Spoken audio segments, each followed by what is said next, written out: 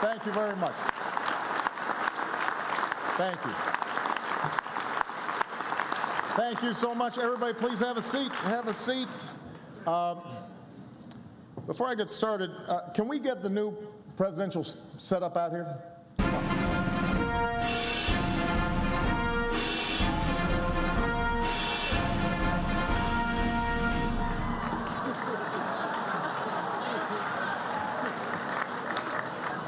It's worked before. That's more like it. It is great to be back. What a year, huh? I usually start these dinners with a few self-deprecating jokes. After my stellar 2013, what could I possibly talk about?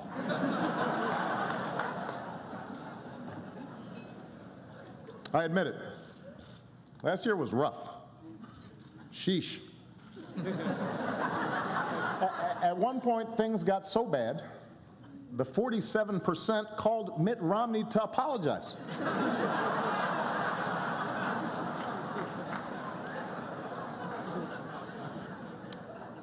Of course, we rolled out healthcare.gov. That could have gone better.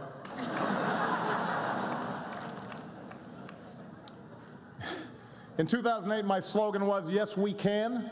In 2013, my slogan was, "Control, Alt, Delete."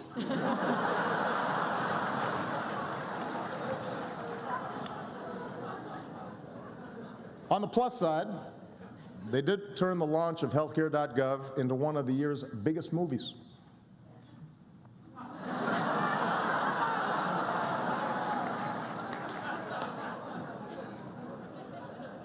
But rather than dwell on the past, I would like to pivot to this dinner. Let's welcome our headliner this evening, Joel McHale.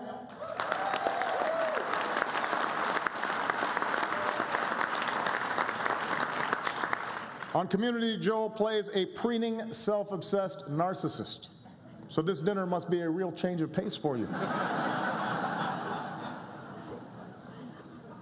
I want to thank the White House Correspondents Association for hosting us here tonight. I am happy to be here, even though I am a little jet-lagged from my trip to Malaysia.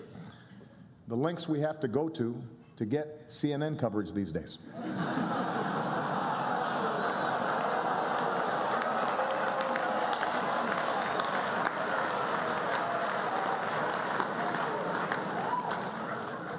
I think they're still searching for their table.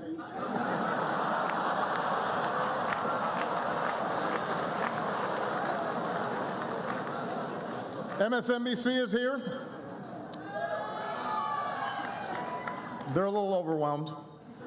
They've never seen an audience this big before.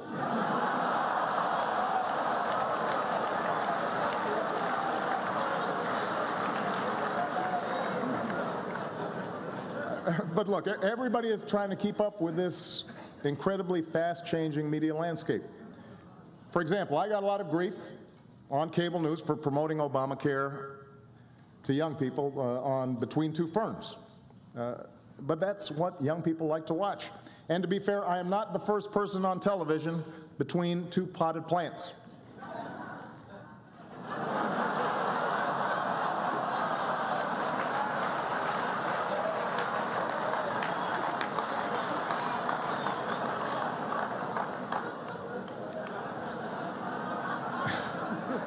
Sometimes I do feel disrespected by you reporters, but that's okay. Seattle Seahawk cornerback Richard Sherman is here tonight, and he gave me some great tips on how to handle it. Jake Tapper, don't you ever talk about me like that. I'm the best president in the game. What do you think, Richard? Was that good? A little more feeling next time?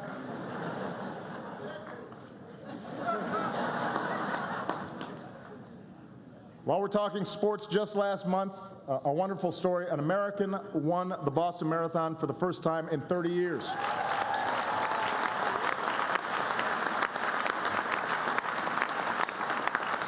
Which was inspiring, and only fair since a Kenyan has been president for the last 6.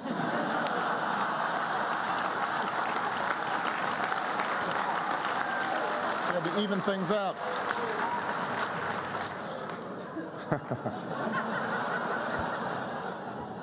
We have some other athletes here tonight, including Olympic snowboarding gold medalist Jamie Anderson is here. We're proud of her. Incredibly talented young lady. Michelle and I watch the Olympics. We cannot believe what these folks do. Death-defying feats. Haven't seen somebody pull a 180 that fast since Rand Paul disinvited that Nevada rancher from this dinner.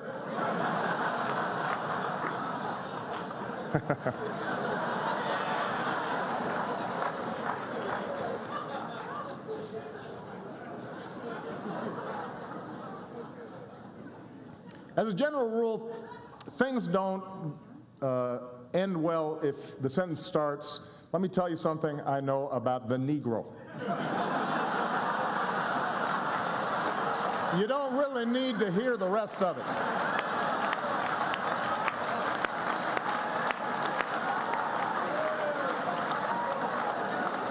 Just a tip for you. Don't start your sentence that way.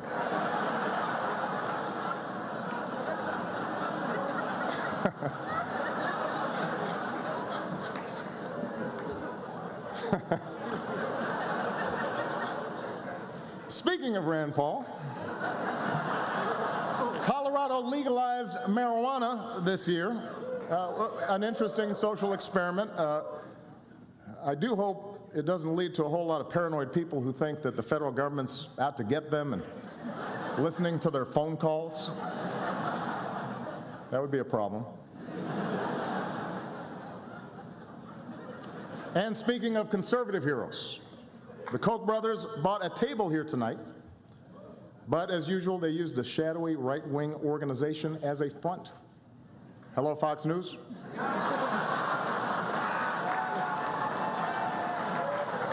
I'm just kidding. Let's face it, Fox, you'll miss me when I'm gone. It will be harder to convince the American people that Hillary was born in Kenya.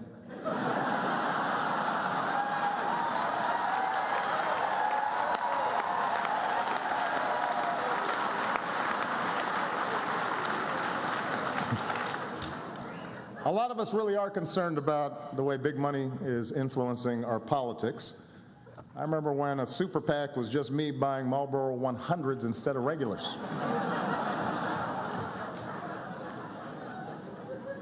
Of course, now that it's 2014, Washington is obsessed on the midterms. Folks are saying that with my sagging poll numbers, my fellow Democrats don't really want me campaigning with them. And I don't think that's true, although I did notice the other day that Sasha needed a speaker at Career Day and she invited Bill Clinton. I was a little hurt by that. Both sides are doing whatever it takes to win. It's a ruthless game. Republicans, this is a true story, Republicans actually brought in a group of consultants to teach their candidates how to speak to women. This is true. And I don't know if it'll work with women, but I understand that America's teenage boys are signing up to run for the Senate in droves.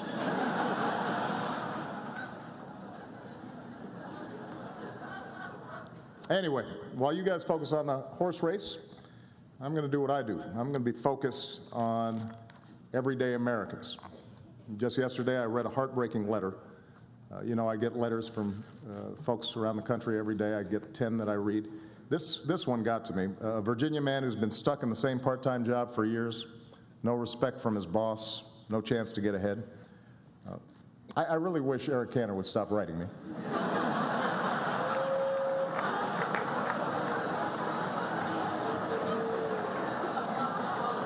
You can just pick up the phone, Eric. And I'm feeling sorry, believe it or not, for the Speaker of the House as well. These days, the House Republicans actually give John Boehner a harder time than they give me, which means orange really is the new black.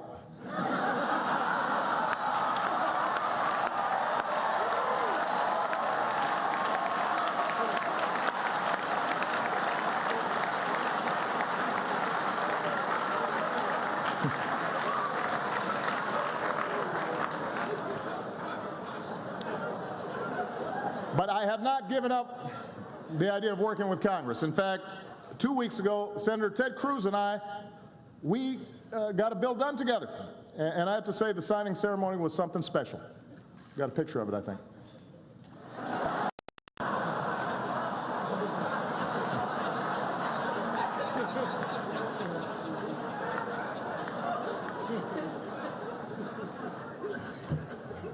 Look, I know. Washington seems more dysfunctional than ever. Gridlock has gotten so bad in this town, you have to wonder, what do we do to piss off Chris Christie so bad?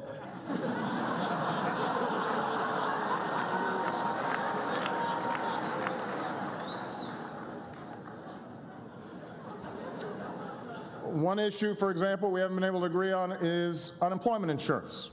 Republicans continue to refuse to extend it. You know what? I am beginning to think they've got a point. If you want to get paid while not working, you should have to run for Congress just like everybody else.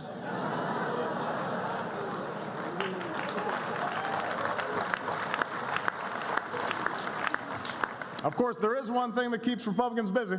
They have tried more than 50 times to repeal Obamacare. Despite that, 8 million people signed up for health care in the first open enrollment.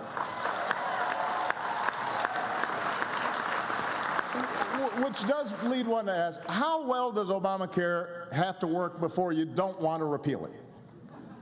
What if everybody's cholesterol drops to 120? What if your yearly checkup came with tickets to a Clippers game?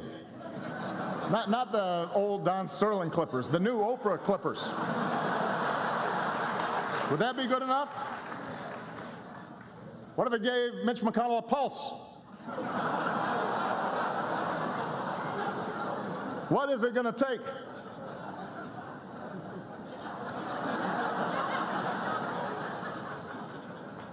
Anyway, this year I've promised to use more executive actions to get things done without Congress. My critics call this the imperial presidency. Truth is, I just show up every day at my office and do my job. Got a picture of this, I think.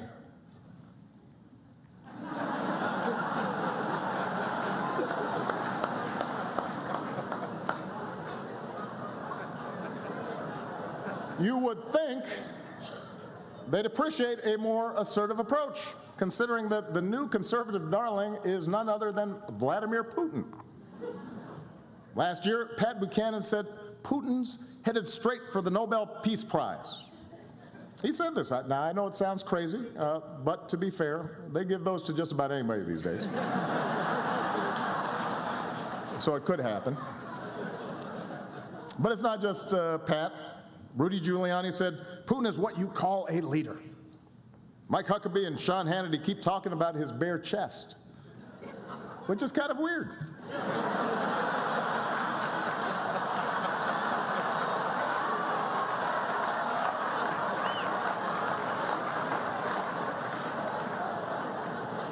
Look it up. They talk about it a lot.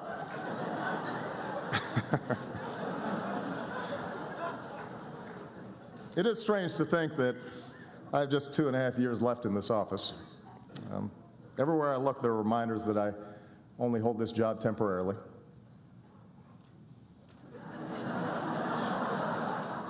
But it's a long time between now and 2016, and anything can happen. You may have heard the other day, Hillary had to dodge a flying shoe at a press conference.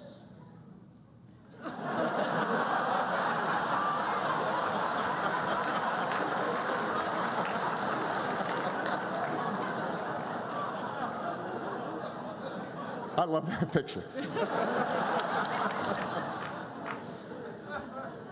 Regardless of what happens, I've run my last campaign, and I'm beginning to think about my legacy. Some of you know Mayor Rahm Emanuel recently announced he's naming a high school after me in Chicago, which is extremely humbling. I was even more flattered to hear Rick Perry, who's here tonight, is doing the same thing in Texas. Take a look. Thank you, Rick. It means a lot to me.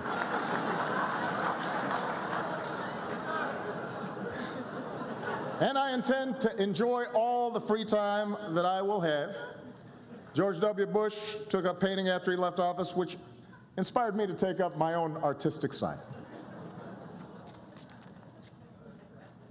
I'm sure we've got a shot of this. Maybe not. The joke doesn't work without the slide. Oh well, assume that it was funny.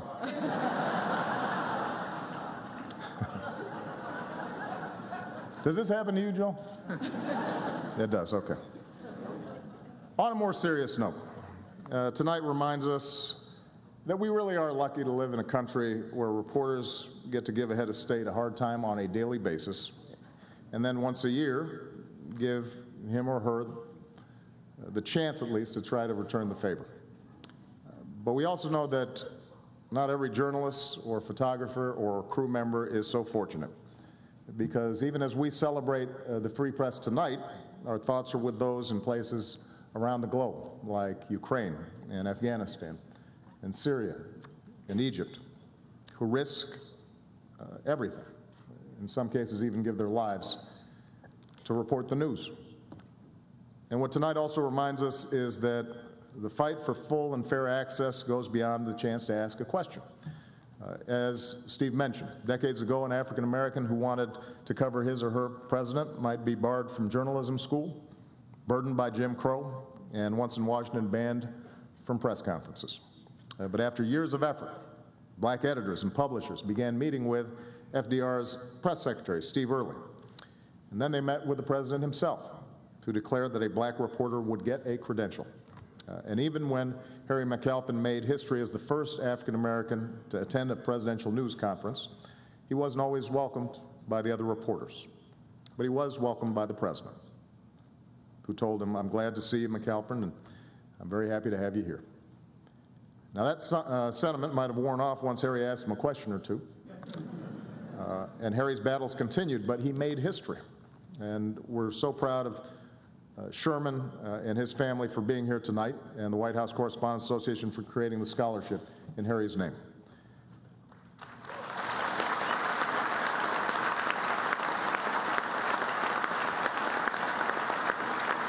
For over 100 years, even as the White House Correspondents Association has told the story of America's progress, you've lived it too, gradually allowing equal access to women, minorities, and gays, and Americans with disabilities, and yes, radio and television and internet reporters as well. And through it all, you've helped make sure that even as societies change, our fundamental commitment to the interaction between those who govern and those who ask questions doesn't change. And as Jay will attest, it's a legacy you carry on enthusiastically every single day. And because this is the 100th anniversary of the Correspondents Association, I actually recorded an additional brief video thanking all of you for your hard work. Can we run the video? Congratulations. What's going on? I was told this would work. Does anybody know how to fix this? Oh, thank you. You got it? I got this. I see it all the time. There. That should work. Congratulations to the White House Correspondents Association. Here's to 100 more terrific years. Thank you very much, everybody. God bless you. And God bless America, and thank you, Kathleen Sebelius.